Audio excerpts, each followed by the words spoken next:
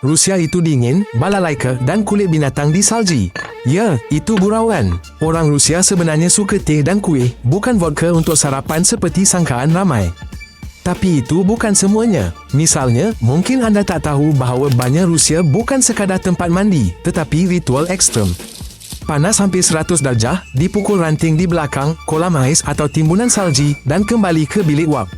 Kontras ini mengejutkan sistem saraf, seperti bat semula. Orang keluar dengan wajah kemerahan dan gembira. Orang tua pula percaya ini menghalau penat dan penyakit. Bagi pemula, ia seperti tarikan sakit sukarela. Tapi seminit kemudian, euforia meliputi dan anda ingin mengulanginya.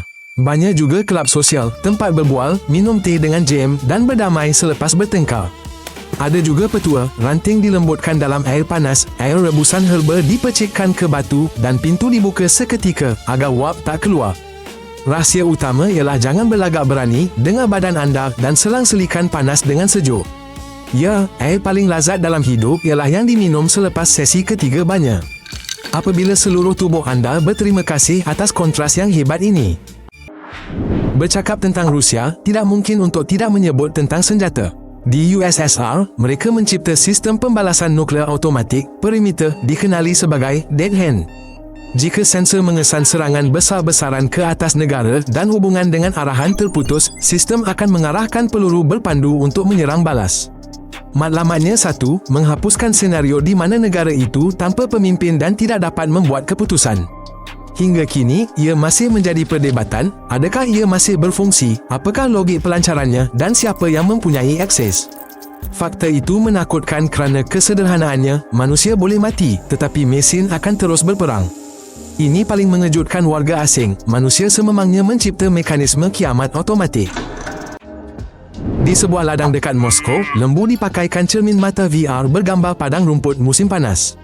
Ini mengurangkan tekanan dan menambah susu pada musim sejuk. Foto lembu bertopi keledar itu tular. Ramai sangka ia gurauan, namun projek itu disahkan pihak berkuasa dan ahli zoologi.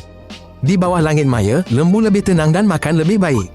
Pengeluaran susu turut meningkat ketara, ada kesannya. Kedengarannya seperti matrik untuk lembu. Namun, eksperimen itu dibincangkan serius, etika, ekonomi, kesejahteraan haiwan diambil kira. Maknanya mudah, jika persekitaran lebih cerah dan hangat, badan bertindak balas seperti musim panas, kurang tekanan, lebih produktiviti. Idea itu menjadi meme dan simbol pendekatan berani. Teknologi yang dahulu fantasi kini diuji di kampung-kampung. Hanya beberapa kilometer air memisahkan Pulau Bolshoi Rusia dan Pulau Little Amerika di Selat Bering, namun ada perbezaan sehari penuh. Garisan tarikh antarabangsa melintasi selat itu. Di Pulau Bolshoi Rusia sudah esok, sementara di Pulau Little Amerika masih semalam. Pada musim sejuk, anda boleh melihat hari berbeza di seberang ais melalui kabus. Pada musim panas, bayangkan anda melihat mesin masa. Perbezaan masa boleh mencecah 21 jam. Ini adalah situasi unik melihat masa depan dan masa lalu serentak. Sayangnya, sempadan tertutup dan aisnya berbahaya. Jadi, anda tidak boleh melangkah ke esok dari sini. Tetapi paradoks geografi ini menjadikan selat itu contoh sempurna. Ia menunjukkan betapa tidak mutlaknya garisan peta dan peliknya masa di hujung dunia. Pada tahun 1920-an, ahli biologi Soviet Ilya Ivanov cuba membuktikan hubungan rapat manusia dan primat. Dia mencari cara untuk menghasilkan hibrid mereka. Dia mensenyawakan cimpanzi dengan sperma manusia di Afrika. Kemudian, dia merancang untuk menyemai wanita secara buatan dengan sperma orangutan. Eksperimen itu gagal dan hari ini kelihatan menakutkan serta tidak beretika. Namun, ia dulu dianggap sebagai perintis biologi dan cara menguji teori evolusi. Projek itu terhenti. Ahli sains itu kemudian ditangkap. Dokumen-dokumen hanya muncul selepas beberapa dekad. Kisah ini kedengaran seperti distopia. Namun, ini adalah kejadian sebenar. Negara perintis angkasa lepas itu cuba mentakrifkan semula sempadan spesies. Kes ini masih dibincangkan dalam kuliah biologi. Adakah demi sains kita boleh melangkaui batas eksperimen ke atas manusia? Jalan tulang di Kolima adalah laluan sukar. Ia dibina tahanan kem dalam sejuk dan lapar. Ribuan orang mati. Mayat mereka, kononnya, masuk ke tanah beku bawah timbunan. Hari ini, lori dan pengembara ekstrem melaluinya. Pondok usang, menara pengawas dan perkuburan masih kelihatan. Sejarah jalan ini ialah ensiklopedia penindasan Stalin. Ia adalah pembinaan besar dengan penempatan terpencil. Harganya diukur dengan nyawa. Bagi ramai, ini laluan ingatan. Setiap kilometer mengingatkan infrastruktur boleh jadi kebanggaan dan trauma. Jalan salji, sungai beku, laluan berlumpur licik. Fikiran bahawa di bawah roda bukan sekadar tanah, tetapi penderitaan sebenar. Di Metro Moskow, terdapat anjing-anjing jalanan. Mereka telah belajar menggunakan sistem ini seperti manusia. Pada siang hari, mereka menuju ke pusat bandar. Di sana, lebih banyak makanan dan orang. Menjelang malam, mereka kembali pulang ke kawasan perumahan. Sesetengah anjing berorientasi melalui pengumuman suara stesen. Mereka juga bergantung pada bau. Dengan tenang, mereka masuk ke dalam gerabak. Mereka menunggu perhentian dan kemudian keluar. Penumpang sering memberi mereka makan. Sebuah monumen didirikan untuk anjing bernama Malchik yang telah mati. Simbiotik bandar ini adalah keadaan yang jarang. Ia adalah kompromi antara kota besar dan hidupan liar. Metro mendapat penumpang gelap berbulu. Anjing-anjing pula kini ada laluan selamat. Bagi pelancong, ini sungguh ajaib. Anda menaiki kereta api melalui terowong. Berhadapan, seekor anjing coklat kemerahan sedang lena. Ia melihat ke arah pintu. Kemudian, ia keluar di perhentian yang betul. Pada Oktober 1993, di Moskow, kereta kebal menembak parlimen mereka sendiri. Pertelingkahan Presiden Yeltsin dan Majlis Agung bertukar dari krisis politik kepada konflik bersenjata.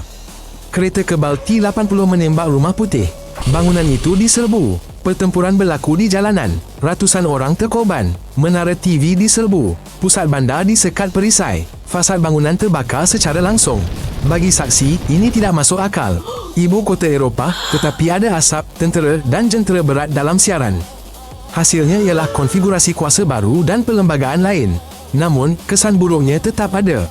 Negara itu menunjukkan ia sedia menyelesaikan jalan buntu politik dengan kekerasan. Episod ini masih memecah belahkan orang dalam penilaian.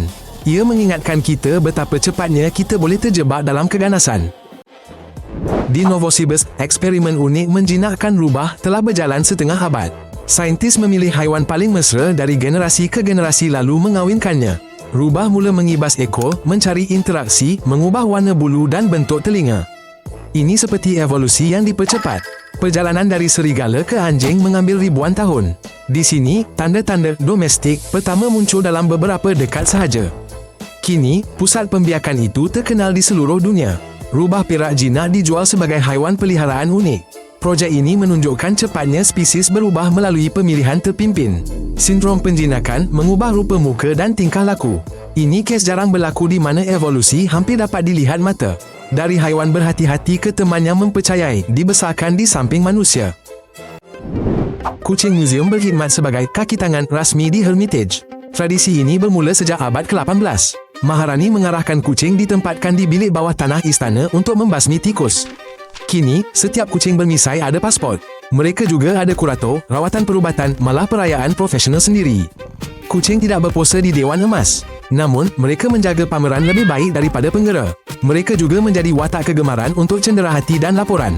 Butiran berbulu halus muzium hebat ini sentiasa mengejutkan tetamu. Ya, jika anda mendengar dengan teliti di dewan yang sunyi. Selain bunyi desiran pemulih, anda akan dengar tapak kaki lembut. Ini juga sebahagian daripada magis Muzium Petersburg. Ini adalah 10 fakta tentang Rusia.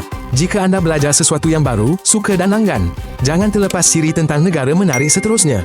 Jumpa lagi.